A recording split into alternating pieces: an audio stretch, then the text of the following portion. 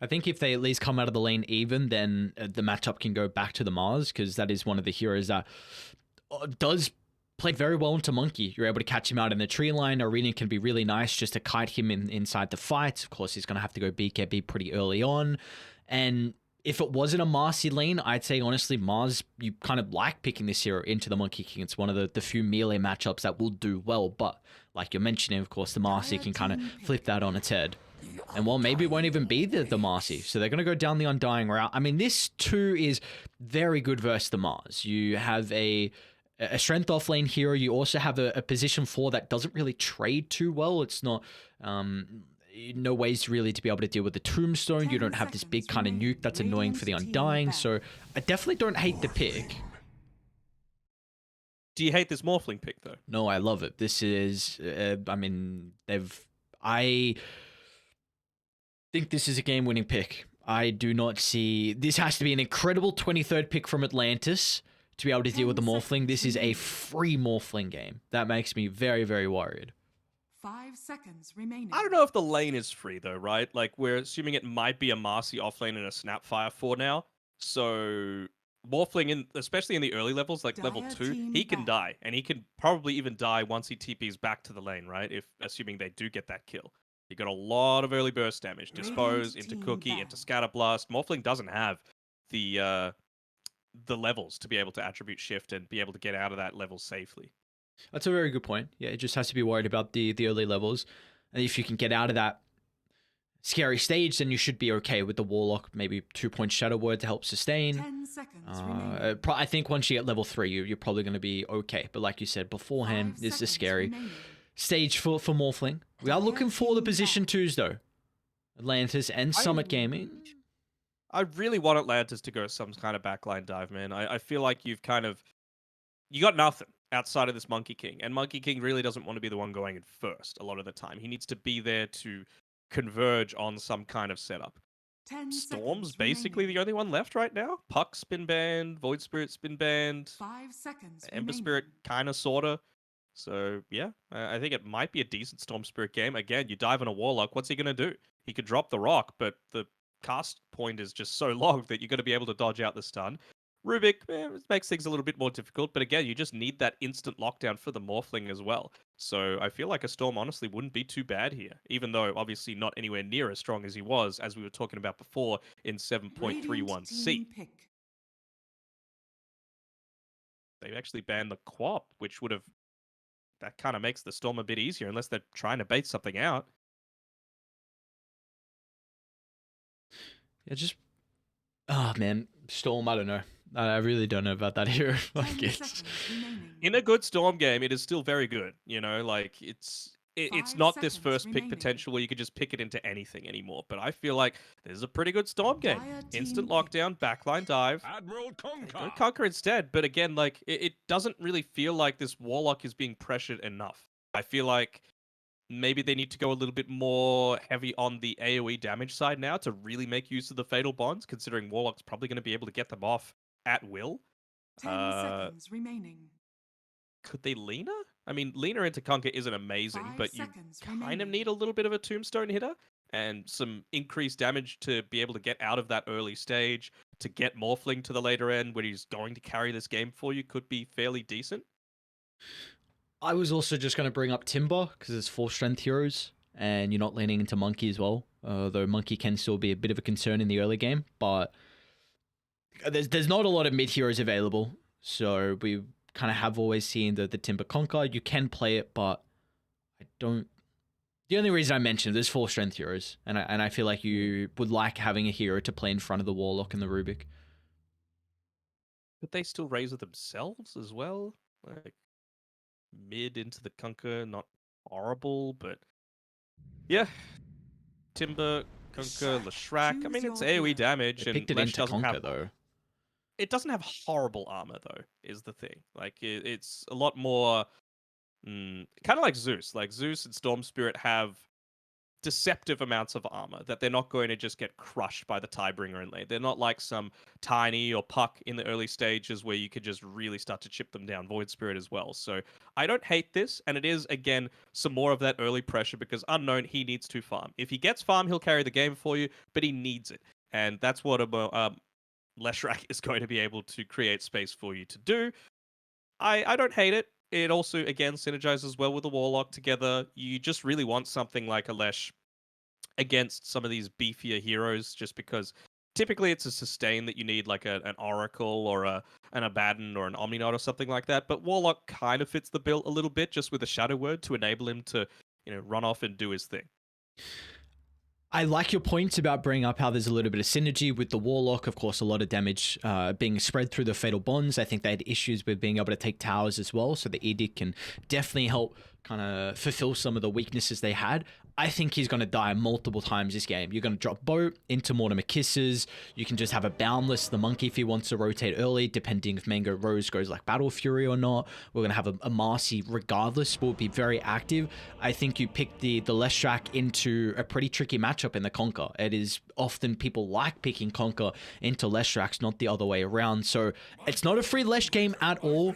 He's going to need a very early defensive item, otherwise they might be able to kill him multiple times in a row, and then that could put the Lesh further down the net worth, where you are then putting a lot more reliance on Unknown to carry this game, which I think he will be able to do. I think this is a very good Morphling game, so we'll see. I think really just Atlantis, this early game, shutting down the Leshrac, then it might shut down kind of the tempo and summon and how they can take towers and then go from there, but I'm a bit hesitant on the Lesh. We've already got the smoke running into multiple heroes here. Looks like Ponyo is going to be able to scout out Crush in his movement. Is this the game, Aries? Is this the game where we finally get what I want, which is Rubik getting an early-ish Aghanim Shard? I mean, you talk about the way that you're going to get set up on with Bode and the Kisses, but I feel like if you've got that Aghanim Shard available just to lift him out of harm's way, that's going to go a long way towards, enabling you to take a team fight on your... God, what's the word I'm looking for? On your terms, On your terms. Yeah. Okay. There we go. Yeah, there we go. Not normally you're the one that's bad with words. Yeah, I know. I thought you were looking for something else, though. That's why didn't want to jump in. I thought there was another word you were trying to reach for. But yeah, I mean, I'm a big fan of the Shard on the Rubik. I, again, think there's a lot of abilities that he can steal this game to really help out with his farm. So we'll see. Battle begins. Can even steal the rebound and then yeet the Leshrac into these team fights. Yeah, it's a very It's interesting. a pretty busted Shard, man. Is it? There was yes, I know what you're going to refer to. There was the game that Tuxa destroyed it, but it is it's like a Venjags, man. Like, it's pretty good. Venge alt. I haven't seen it, really. I haven't seen enough games of the Marcy Ag Shard to really say much about it. So. Trust me. Okay, the trust, I hate to see it on Mercury. You're trying to line up the range creep in the melee, perfect timing, so you get the double CS for the Split Earth, but it was just a little bit too late on one. But we'll see. So like you said, Deceptive kind of with his armor. He's got 4 to start on Mercury. The Agi gain, it's okay. There will be maybe some issues the game goes on where he might need an armor item, but like you said, at least in the lane, it's pretty decent versus the Conquer spam with the Tidebringer. Yeah, I mean, eventually he's going to get the Shivas, right? Like, just have a look at what you're coming up against. You've got the Undying with the Soul Rip, you've got the Monkey King with the Jingu, you've got the Sidekick as well for all of that extra life steals. So Shivas is going to be real value for Mercury this game, not just for reducing that aspect, but also for the armor as well. So out of... More thing going to go into the Skadi too eventually, but that's way later on into the piece. Out of both side lanes, do you feel like there is a lane that you'd be a little bit more worried about with how much farm they're going to be able to get? Again, it really depends on this top side in particular about how well Atlantis use this level 2 timing. Snapfire plus Marcy, such a deadly combo. They've hit the level 2. Do they go for it instantly? Looks like they're prioritizing reducing a lot of the experience that you're trying to get, getting that range creep deny off on WS. It's a nice little thing as well from Unknown. He's got 2 tangos. He's also got the Warlock with the Shadow Word. So just Morphling, not bringing the creeps under the tower. Is going to be able to hold the creep equilibrium back in Morphling's favor. And this is very important. You want the full lane to be playing with in regards to the Marcy stat fire. And, well, Atlantis, they kind of mirror this with a good move of their own. Ayad gets some space to get the hard pull. Warlock is a hero that can't really contest this at all. So, nice read there from Atlantis. Just pretty chill early stage, right? Both teams looking to sit back, looking to farm. Oh, mid lane, Mercury, he's getting stunned up a little bit, but he lands a stun of his own, so it won't be punished too harshly. But this is really where the Kunkka, the effectiveness starts to come to the fore, right? He's already got the bracer coming out for himself. He's going into the magic stick next, just because you're going to get really good value out of that lightning storm spam that Mercury is going to be pumping into you. Are you surprised the lack of conquer that we've seen so far through the summer tour? Step lively now. I feel like is on board. There are certain teams that, of course, it still has a good level of impact. Sorry, I'm just looking at this bounty rune battle down on the bottom side as CCY gets the high five. It's not, the burst isn't quite there, right? Like, it doesn't provide you with that amazing instant AoE initiation, and it really feels like the mid tiny is absolute S tier. You know, with the amount of damage you're able to dish out super early on, the amount of tempo that provides you. So I think Kunkka is still fine to abuse certain matchups, but it's not anywhere near as strong as it used to be. Of course, as well, kind of like, I know it's nothing new, but there's too many runes. On I top think. lane, Like, WS is on Trezam. Marcy's able to find an opening where Trezam's in trouble. They need to cut down the tree, and they won't be able to do so fast enough with the drag back from WS, and simultaneously, it's bottom lane though, where Crush and CZY in conjunction together find our first blood.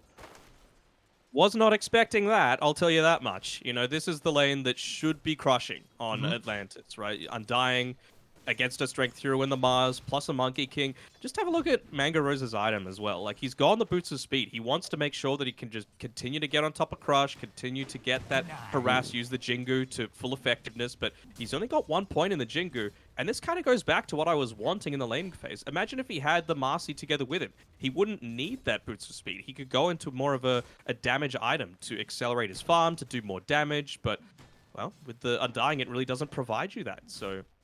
Kudos to Summit for being able to pick up that kill, but it feels a little self-influenced. Yeah, I didn't actually see, because thinking about it now, they do have this potential where it's like a telekinesis into Spear under the tower. So maybe that was how they were able to bring Mango Rose down. But really, this is a lane where you pick the Undying to body the Mars. And this is a concern now, because again, like you mentioned, Mango Rose, he didn't particularly go into this lane-dominating build with 2 points in the Primal Spring.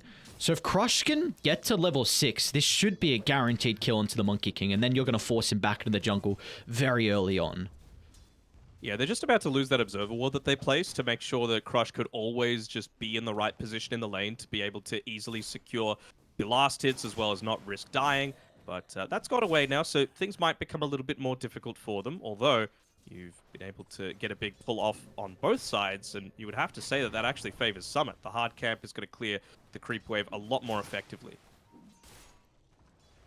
So yep, now that Observer Ward's gone, Crush just manipulating the creep aggro a little bit, making sure to drag it right next to the tower and continue to farm safely. So in terms of this bot lane, going incredibly well for Crush. Meanwhile, it's freeing up some space as well for CZY. Gonna fall back, get a stack at the hard, also try and secure one of the power runes, and look at this, they also have Trezam that's rotated as well, so Mercury is going to be able to refill the bottle, gets an invis to play with if he feels there is a window for it. He might run in range of the Sentry and the Observer shortly. Okay, just a blind torrent.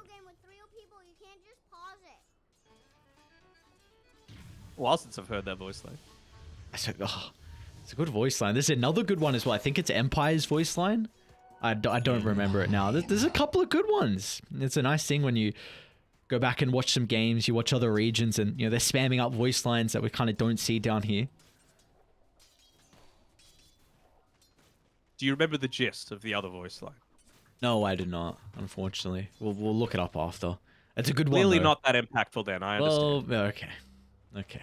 I'm trying to remember who spams it. Nah, honestly, I don't remember. Someone on Tundra. So what are we expecting out of this Marcy? Because a lot of people feel like this hero as an offlaner kind of has to snowball. If you have a bad lane or if you even fall behind in general, then this hero can really start to struggle. Hang on down bottom. Crush, first arena use of the game. An easy kill onto Ponyo. That's a Mars just getting another kill down on this bottom side that he probably shouldn't. He didn't have that much help coming through from CZY. I think it was just a single Fade Bolt or telekinesis coming through. Didn't even need the second ability. From the Marcy, I honestly don't know. You know me. I'm not as big of a fan of this offlane Marcy, but Are they? well, I it does don't do a know lot of if burst. they can turn this. Okay, Unknown's not going to play aggressive. Maybe if WS was level 6, they could consider going for that, but he's, what, 5 experience short of being able to get down to that, but Unknown, of course, still has the waveform to be able to get away. Yeah, you got to make good use out of the early Unleash, right? Like, it's just a really good spell to be able to get those individual pickoffs, particularly, again, onto a Morphling. If you're able to somehow get a dispose off from the tree line before he's able to morph up into more of that strength, then yeah, maybe you could get a few of his punishes, but WS just trying to do that a little bit on his own. He needs the backup, though, from the rest of his team. Yeah, so what I've seen, Ice really likes this armlet build on the offlane Marcy. Also seeing kind of the really early Basher or the really early BKB. So intrigued to see what route WS wants to go down. Really wouldn't hate the BKB this game. I mean, it makes you not care about the Mars at all. It makes you not care about the Leshrac at all. Honestly, a Leshrac's one of those heroes that just wants to get on top of certain heroes. But if you've got a farmed Marcy, then you suddenly just say, okay, just run to me. I know you're still going to be taking a little bit of damage, but then Lesh needs to make a decision of, can I fight? And, well, if WS has that sidekick maxed out, if he's got the Unleash going with a BKB, Lesh can't just stand there and fight. That's pretty much all their damage, isn't it, though, this game, until like 30 minutes in where the Morphling is going to be doing some physical damage as well. But it's just spell damage, that's it from Summit. So maybe that's the big timing that Atlantis are looking for. Multiple BKBs, and if they're able to win that fight, maybe the fight after, then we could really see them kind of chain that into a lot of map control. Well, Atlantis, their MO seems to be, okay, well, we need to make sure that that timer gets extended further and further. You said 30 minutes, they want 35, and they want to be able to reduce the Morphling's effectiveness by getting kills onto him. It would have been a great BKB game for the Kunkka as well, but he's going the Orchid instead, which I don't hate. You know, if you want to be able to take out this this Morphling, fantastic. You know, it's just one of those great ways to be able to quickly get that burst happening. But again, Summit just getting another lane for free down on this bottom side. Crush takes the tower, top of the net worth. Great Mars game so far. Yeah, we do see Atlantis. They invade into Summit's jungle, taking a stack away at the hard and the medium. Of course, it does give away bottom. It does look like WS as well is getting some decent amount of chip damage into the top tier 1 tower, but they feel like at the moment with kind of how the lane was set up from Mango Rose on the Monkey King, that especially him going down this Battle Fury route, it's very difficult for you to defend these towers. So just going to look to put the Monkey King back to the jungle. He does have this maxed out Primal Spring, so you know, he's fun. He will be able to keep up. I think Summit's next priority is just going for a kill onto the Monkey King. They see that he's revealed down on this bottom side. They see that he doesn't have a lot of mana, so not able to make plays. And Mercury, I believe, I'm not sure what exactly he's doing. He was just pathing back towards the lane. He's got the Yule Scepter finished up. So you can actually look to man fight because you're not as worried about the Kunkka combo. You're not as worried about the Monkey King just turning around and using the Jingu to full effectiveness. Oh, they stole the rebound. That's pretty big. Imagine that, just giving a bunch of extra movement speed over to a Leshrac. Kind of crazy. Just allows you to chase down whoever the hell you want. Yeah, they go... Oh, okay. Never mind. I thought they were going in. 550 movement speed whenever he gets rebounded. How long's it last for? 5 seconds. Very cool. With 1 skill point. He's got 2, but... Illusion. Alright, they might run it to WS.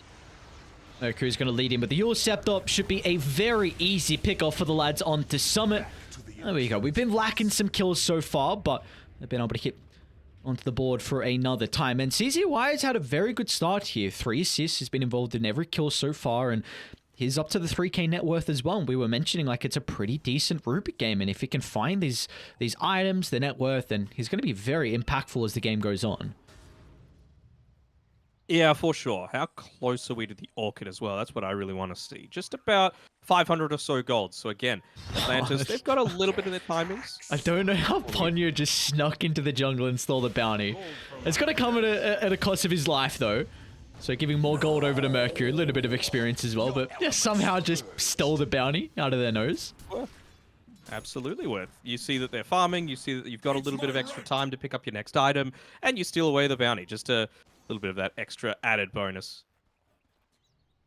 But not sure how effective that is going to be overall, as that sentry is just out of range of the observer ward. Really nicely placed down there previously by Ponyo. They're on WS again. TP's going to be coming through from Ponyo. We'll see if the soul rip health is going to be enough to keep Demacia alive. It's a bunch of health back, and now with the life still coming out as well, WS looks to turn it, and now they can chain this into the kill on CZY. Great reactions from Ponyo, but Crush, oh no! He's going to miss the spear. He's got Trezam nearby to be able to offer the damage and the control, but the Orchid instantly preventing any more spells from the Mars in that skirmish. And what do you know? They've got the artillery as well. Bit of a miss on the globs a couple times, so Trezam should be able to make it away. No, he's not going to be able to get there. To get away. Yeah. I mean, you see the effectiveness, though, of WS just being able to stand and man fight, though, right? Pops the sidekick, max leveled, unleash onto a Leshrac. Until he gets that armor, he can't just stand there and look to tank that up. He needs the rest of this team backing him up, and it felt like the Mars just came a little bit too late to be able to convert onto that kill attempt. This is what the BKB is going to enable him to do a little bit more effectively. Not so much against the Marcy, but against the rest of the team that honestly didn't even influence that kill onto the Leshrac so much. They influenced the survival on his target, but yeah. They should be able to kill Ayad. Oh, it's a long-range cookie. They're gonna get the stun regardless, and Spear's still on cooldown, so it's like Atlantis will be able to scurry out of harm's way. This has given a lot of time to Mango Rose, though. Looking for just under 200 gold to complete this last component.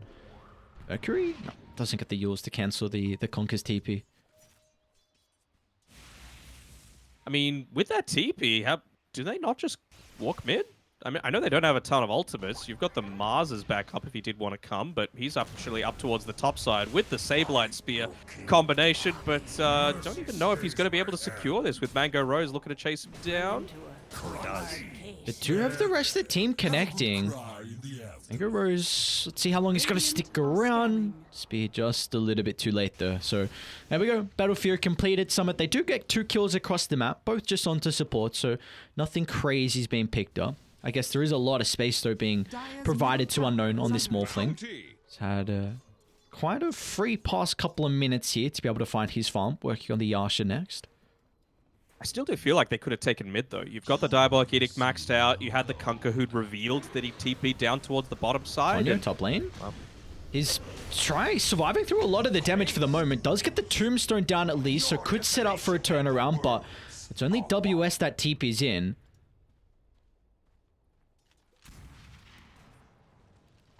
No, Ayad too.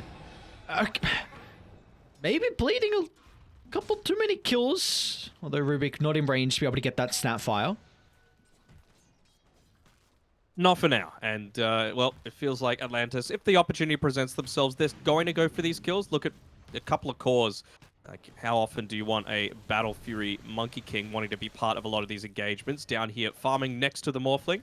But he knows that the Kunkka has the setup potentially, has that Orchid to be able to go for those kills. But, well, looks like you've got your Spidey senses going on Unknown. Just goes back to the safety of his jungle for now. Although they will need to address the fact that, well, honestly, for both teams, the map is dark as hell. It is nighttime. Both teams don't really know where movement can happen. Arena mid lane. Undying's going to be killed off to start the fight. They're looking to turn around, though, on Atlantis. Mortimer Kiss is getting laid down along with the boot from Wonder Boy. They did steal the kisses, though, so Rubik starting to chuck in the damage from afar. They'll solo target down Ayad for the moment. WS is going to jump in for the instant telekinesis to answer the initiation. And now WS is just getting burnt apart, unable to catch up to Mercury. They're controlling for the moment, but WS, look at the damage! Gets rid of the Leshrac. It will come at a cost at his own life, but Atlantis, they do find 2 kills out of this skirmish, and they're both onto cores. Yep. Well, that Basher ended up doing that little bit of extra damage that he needed to be able to take out the Leshrac. But again, the big timing for Marcy is going to come around the BKB.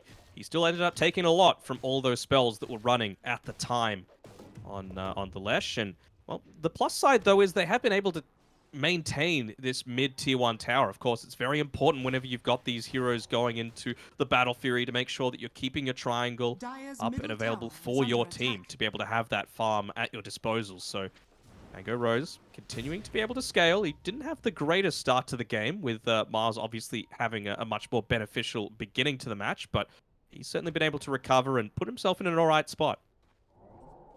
They might be able to get Crush top. They were starting to part their way there with this smoke. It's gonna be Iad along with Wonderboy considering about the mid lane Leshrac instead. But yep, back to top they go. They're able to run down Crush. Wonderboy with this Orchid has been pretty on point. 4-0-1.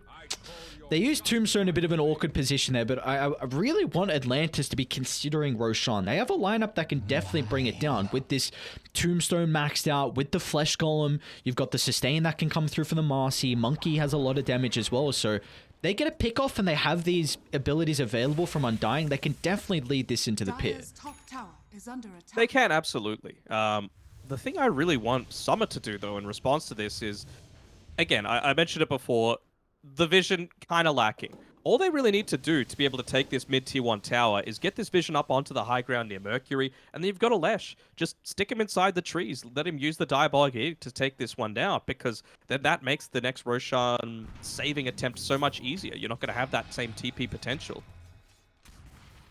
Dire's top tower is under attack.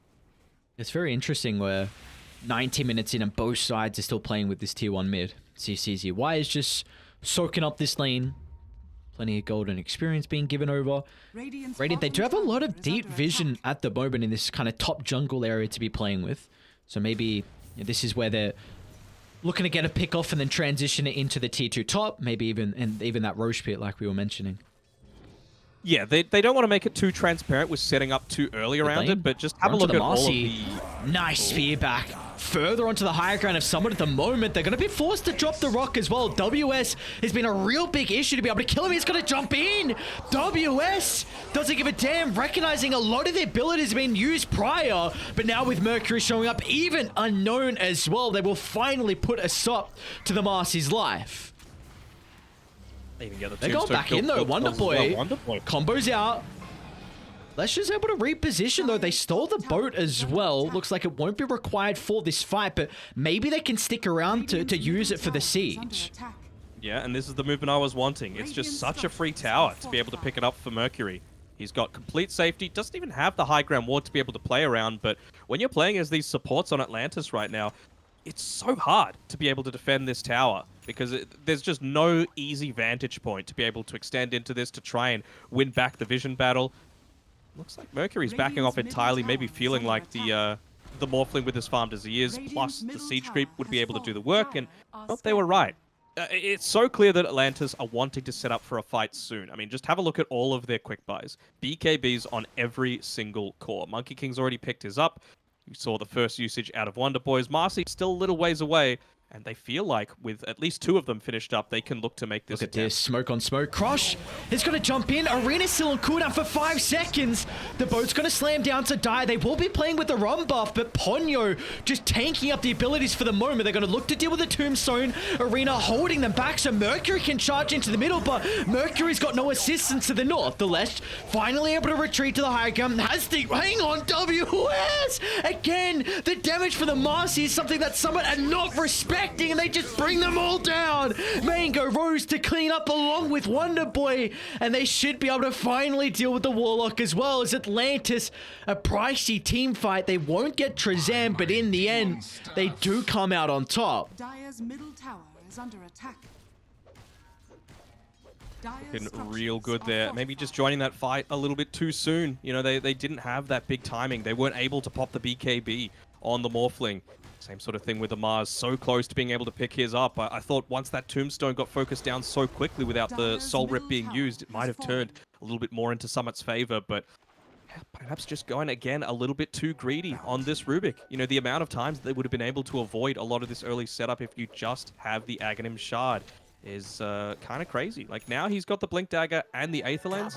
I don't really know that you need both. Like, are you really that unsafe when they don't have the dive on Atlantis? I wouldn't say so. I think that would have been a completely different fight though if Mars has Arena. 5-second cooldown when he jumped into the middle. It was on top of every single hero. It would have been such a big ultimate to chain into the Fatal Bonds and the boat stolen. So just unfortunate, just a couple of seconds was enough for them to be able to turn that fight around. And Atlantis now finally able to get the tier 1 tower mid. They've opened up the net worth lead into their favor. So it's looking good. Yeah, for sure. And with that as well, Unknown, he is now going towards the Skadi. So again, this is going to be the big timing for them. Actually going the Kyra and Sanj first on Mercury before thinking about going into the Shivas. He still really needs it. We've seen WS, the amount of damage that he's able to output if you just give him the freedom to. And it's just going to get even worse, right? He's almost got that BKB finished. He's going into the Chrysalis after that. So it's very quick to be able to get a lot of this burst potential happening. BKB's done. He's sending it out to him now. Dire's bottom tower is under attack. We were mentioning how it can be a bit scary for an offlane Marcy. What's going on mid? Nothing crazy. He just got speared about through 5 different trees. So I'd love to see it. Dire's bottom I think tower both teams now need to be talking about how this next fight's going to occur around Roche. We're at the stage of the game where that's the big next objective for either team is CCY. They're going to be able to start onto the Marcy. That is a gigantic kill if they can get it. A no protector for the BKP for the moment, so they can turn to deal with Ponyo next, and this should open up the pit with a double pick off that Summoner found. It was a little bit slow on the use of the Soul Rip again on Ponyo there. I mean, he had the Tumbler's Toy to be able to gap close a little bit, didn't end up using it, chose to decay instead of actually... Top lane, they're setting up on Mango Rose. Crush gets the spear, and that's back towards the tower range as well, so look at the extra assistance coming through. Really nicely done from Summit. Not only do they get the 2 kills mid, they move into the pit, but they also get the carry as well. He's already level 21 on this Monkey King. I only just realized the amount of farm that he's been able to pick up is kind of nutty. Same sort of thing with the Kunkka, already up to the level 20, which means that Morphling was on the deck for 75 seconds. That's a long time for him to be unavailable. Means that you get so much closer to being able to pick up your Skadi on the Morphling. Of course, now he's got that extra save. Now the lack of Aghanim Shard on the Rubik isn't going to be quite as pronounced, but with a few of those kills, he's almost gone anyway. It took Trezam 4 hits to kill a courier. Because how high level the monkey is, and I guess he does have the Philosopher's Stone as well. But here we go. Summit. T1 Siege. Up top, nothing crazy. Should be able to find this last T1 tower, at least for the side of Atlantis, and they're going to put themselves in a position where they should be close to reclaiming their net worth. Summit Gaming have looked incredible, and keep in mind this is a team that are battling for their lives to be able to stay in the DPC. If they do lose this series, then threats of then being relegated. Of course, there will be tiebreakers between T and C, but if they win this series, then well, it'll be T and C as the lads being relegated. Dire's bottom tower is under attack. The moment though, Radiant's top tower Atlantis. is under attack. What are we working on next? Wonderboy, Assault Cuirass soon to be completed. Monkey King almost with the Skadi as well. So they definitely do still have this lineup that's going to be able to take these fights by this Aegis timing. We were both mentioning before how important it's going to be for the BKB timing. A lot of the damage from Summit is going to be kind of purely off the back of the spells. Top lane, who they caught out? Just the Sapphire, nothing crazy. But again, you are giving a lot of gold and a lot of experience over to Unknown. Level 20, he too almost has the Skadi. Look at the wards though from Summit. Just a triangle formation kind of set up from the kind of the remnants of the mid tier 1 tower up into Radiant's triangle. They're going to get another courier as well. That was the AC. So you're not going to have AC now for 3 minutes, which is a lot of net worth from the Conquer.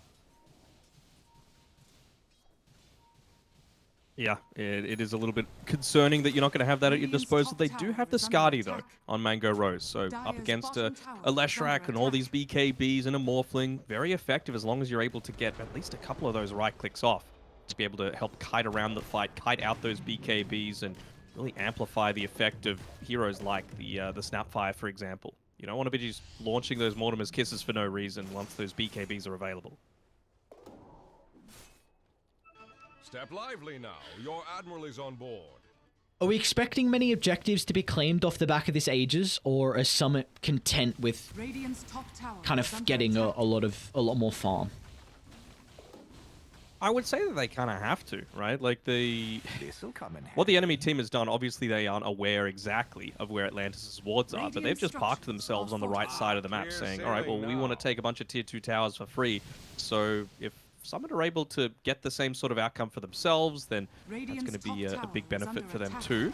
Looks like they'll be able to at least Radiant's get a top single tower tier has 1. fallen. And I mean, it's a smaller triangle, but it is still a triangle of vision Yeah. for Summit Dire's Gaming. bottom tower is Certainly under look attack. to bring this into the mid lane, but it seems like Atlantis, they're setting up to try and catch out Summit whenever they're trying to get this lane pushed in, Radiant because are they're just not scanning. allowing it to happen. They're playing around their vision, they're using the double damage, they're getting Ponyo to just back it up, and they want to make sure that, well, with this Aegis, they're not going to get the full level of effectiveness that they might actually want out of it.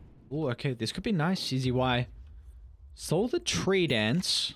Thought he might be able to run into WS down bottom. Gets a nice little Tinker Ward down. So this could help out. We might actually be able to see Summit maybe smoke from kind of the Radiant triangle to their own triangle. Of course, it's always a bit of a concern that you don't have a ward set up, so you kind of need to carry a ward and place on the high ground as soon as the smoke pops.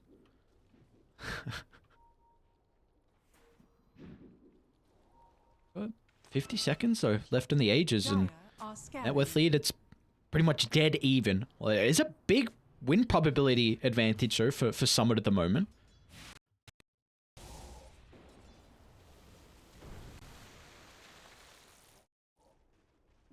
Gonna just chill.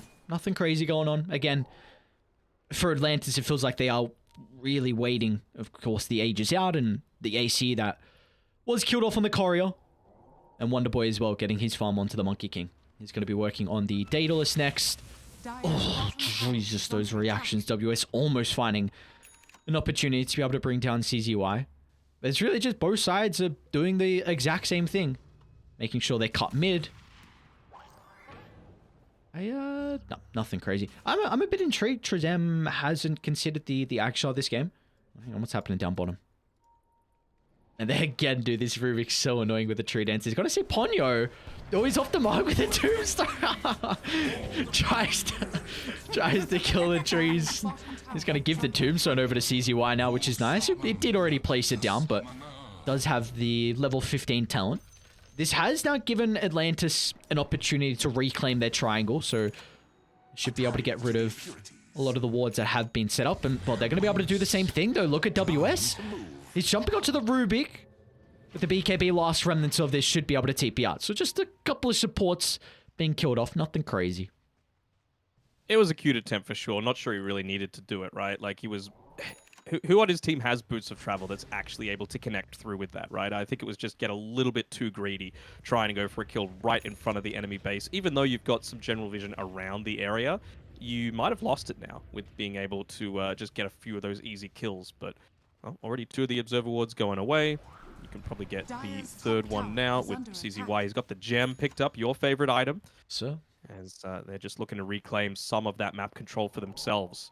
What's Morphling got for himself now? He's got the full Hurricane Pike as well. So really just, again, wanting to kite out those BKBs and then allow his team to engage when they want to. we are really getting ourselves set up for a big team fight soon to break out. It's been kind of 4 minutes, well, really 5 minutes. The Aegis stalemate. Trying to find these next set of items. Mango Rose with the Daedalus. Of course, Conquer has his AC halfway to his Hex, so... Oh, Ayad's going Radiant's Ags. bottom tower This is going to be is under exciting to attack. see the stat fight just spit someone into the middle.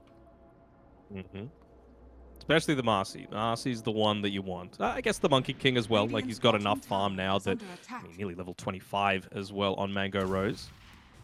Crush. Elaine? Be a little bit careful here. Ooh. They're going to be onto Ayat as well. Tombstone drop with Unknown's follow-up, so a quick and easy kill. Snapfire down for 60 seconds, but Atlantis, they were able to find the T2 tower top with the little bit of a brawl that we had going on mid. They also see Mercury running into the lane. They don't have a tier 2 to TP to. They don't have the outpost as well, so he's in a lot of trouble here on Mercury. It doesn't seem like there's anything he can do to keep his life. Trying to play with the Bloodstone with that spell life still, but not going to be enough. So Mercury goes down. Meanwhile, Summit just using that space to be able to beat into their own tier 2 tower. So a couple of objectives claimed from either side. It is a very interesting build here from the Leshrac. Bloodstone, Eternal Shroud. I mean, he's getting really, really farmed, but do they have the ways to be able to blow him up? Of course, you can always give that Shadow Word. He actually went for the upheaval attack speed onto the allies. I guess maybe without having the Ag Shard, you're putting a little bit more importance on buffing up your friends in regards to their damage. Are they going to try for the Rubik kill? Hesitant maybe with the positioning from the rest of Summit's heroes. They are very close by to help out. So it feels like we're in a position we're just going to be setting up for this next Roshan. We'll be up in about 25 seconds.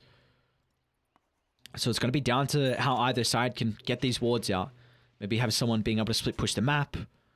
So you do kind of have a bit of a better advantage. Oh, both sides have supports and heroes that can clear it pretty easily and then connect with the team. So that's really the main thing. It was really important as well that CZY got away. I mean, he's got the gem. Obviously, it's important to be able to set up for this next Roshan that's just about to spawn. It looks like they might be trying to go onto the kill for him if they can. Maybe with the Blink Dagger coming through from the Marcy. She's level 20 herself. But CZY, he's been able to pick up that level 20. He made sure to prioritize giving the tome over to himself. Ag Shard, Telekinesis, Land Distance. It's huge, the amount of disengage that you're able to get off from this. So we'll see if that's going to impact the poke and prod to potentially bait out some BKBs and then allow Summit to take the fight on their terms to be able to go into this Roshan that, at the moment, only Atlantis is aware about. But it's around 2 minutes into where it could have potentially spawned. I think Rosie's got the 25 as well. An extra ring could be very important here just to control the fight and look at how they're playing. Smoked up off the back of their wards on the higher grounds can be very difficult for Summit to be able to pierce through the formation. They're going to make an attempt though. Wonder Boy. First one they spot out. CCY along with Crush going to start. BKB's being expended from either side. The Rock's going to buy a little bit of space for Leshrac for the moment, but they're able to get rid of him. They won't have Mercury for this team fight. Turning their attention to Unknown. The BKB and the Mantis should be enough for Unknown to be able to get out of the Orchid, but they drag him back to his own death. Beautifully done from Atlantis. They might be able to get a +1 as WS. No hesitation. Jumping onto the high ground, being able to catch out Trezam as well. And that's 4 down. Atlantis lose no one. WS coming in huge there with the offlane Marcy. Really, really effective there. What do you think I'm going to say about the Leshrac here, Ares? Sad Leshrac life. What are you going to say? Sad Leshrac life. Where's the Shivas? That's what I want to know. Because of the damage that he took about 80-90% of it being physical. And I really just don't feel like if you're in a position to get chain lockdown with the amount of stuns, with the amount of, like, you've got a Blink Dagger on multiple heroes now as well, right? On Atlantis' side. So you're almost always going to be able to get 100 to 0. He wasn't able to get that telekinesis off to full effectiveness on the Rubik either. So just that extra 10 armor could have been the difference maker to allow him to get off the Bloodstone, to allow him to get off the Eternal Shroud, to be able to use a Yule Scepter as well. It's just that little difference there in survivability that just something as simple as even just the plate mail, doesn't even need the full Shivas, just the plate mail on its own can be the difference. And this is something we were talking about from the very beginning of this game, right? He needs this. Not just for his own survivability, but also very effective against all the lifesteal. Also very effective for vision, that they are lacking a little bit in. You don't have a Monkey King on your side. Atlantis now. 2 full sets of barracks. The second Roche as the cherry on top. Age is given over to the Monkey King. I believe they've given the shard as well to the Conquer. So now has the Tidal Wave to be playing with. Wonder Boy soon with the Daedalus as well. It did go for that -2 second in the Tidebringer. They got some big issues now for Summit. How are you going to be able to execute these team fights. We've seen WS is just jumping the left track. There's nothing really they can do. Maybe, I mean, we did see, I guess, that fighter was the Rubik starting with the telekinesis. Maybe CCY has to save telekinesis and use it more defensively. Because once WS is in, it's going to be a little bit more difficult for him to move to his next target. Rebound, 11-second cooldown. So we'll see if that's going to be the case. But something has to change from Summit. Maybe cutting up these BKBs. Mango Rose has just farmed enough that he was able to get the full Ag's Blessing as well. Not even just holding it in his inventory and almost into the Nullifier too. It's a crazy amount of farm that he's been able to pick up for himself. Oh, and look at that. Just the Leveler as well being picked up right as they're looking to try and siege the high ground. They're just waiting for the pick-off right now, and, well, already the lanes are going to be starting to push into Summit space. Plenty of time to work with on the Ages. They can even buy out for this Nullifier. It's a little bit more God, actually. Waveform charges now on the Morphling, so that's going to be a useful tool for himself. Obviously doesn't want to use both of them immediately, so getting 4 staff back by the rest of the team.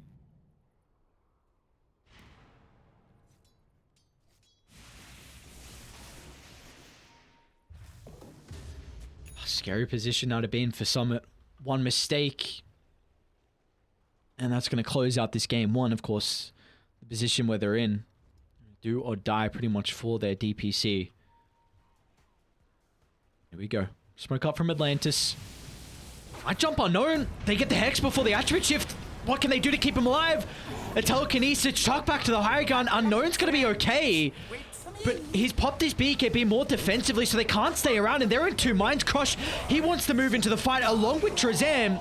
It's a decent combo of their ultimates. The Arena locking Mango Rose in, so Mercury can pump out the damage.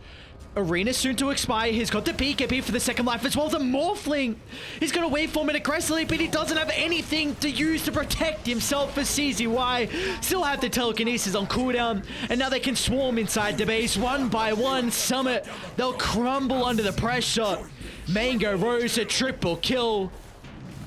And that's seeming to be at the end. Mango Rose, well, why not try and give this man a rampage? Needs one more to add to the tally, and he might be able to find it.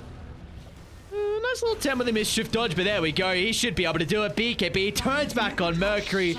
Mango Rose gets the rampage, gets the double rampage as well to close out our game one. Beautifully done from Atlantis, and some well-deserved tips too. For sure. I mean, being able to recover that laning stage that obviously didn't go quite as close to what they were expecting, it really just goes to show what a skilled carry he is, and yeah, able to close that one out for Atlantis. Clearly, they're not taking this series lightly. Again, they're already secured in Division 2 for the next season. Summit Gaming, they have a whole lot more to play for, and it really felt like there were key moments where they let it slip out of their fingers. Just, if you have a moment, have a quick look over at the win probability. It was with them for the first 30 or so minutes.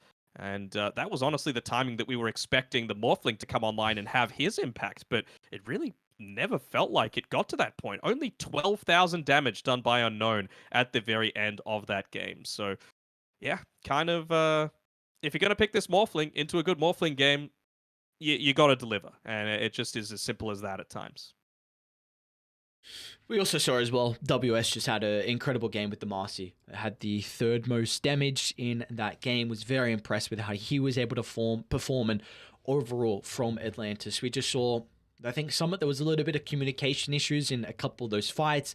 Some of the plays were looking to go in. Some of the plays were looking to go out. They just weren't fighting with that 5-man front that is required to take down even a team like Atlantis. So they're going to be able to start off our day with the map 1 victory. But the question is, can they continue with the momentum into game 2? We'll find out after the break.